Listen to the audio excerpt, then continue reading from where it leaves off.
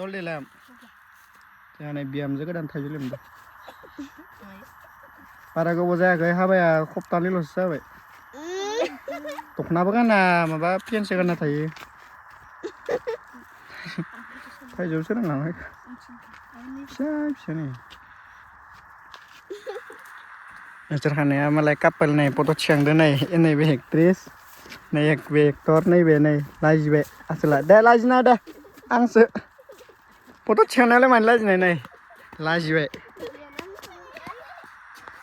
Hei ini kasih ini karwai nih. Jadi ciang deh naila deh nih tajuk lem nih maba jah baca kita nanti cincin. Biam juga dan nih. Ini ekor nih bini mana relay sih be nih. Macam mana neng lekar balai. Kamera white ke saja. Lai sih be nih. Baca kita nane jengnya. Baca deh. Bibaca lem nih kita udah kaget tajuk ah. Jangan mana nih. Aneng kau jangan kayak. Aneng kau jangan elau dek kayak.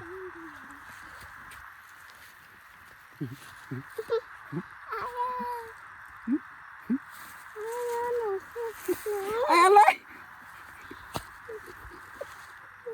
Tajuk kayak nih.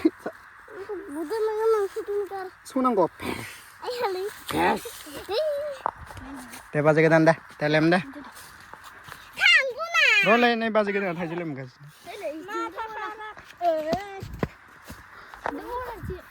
Ini hapse deh nih.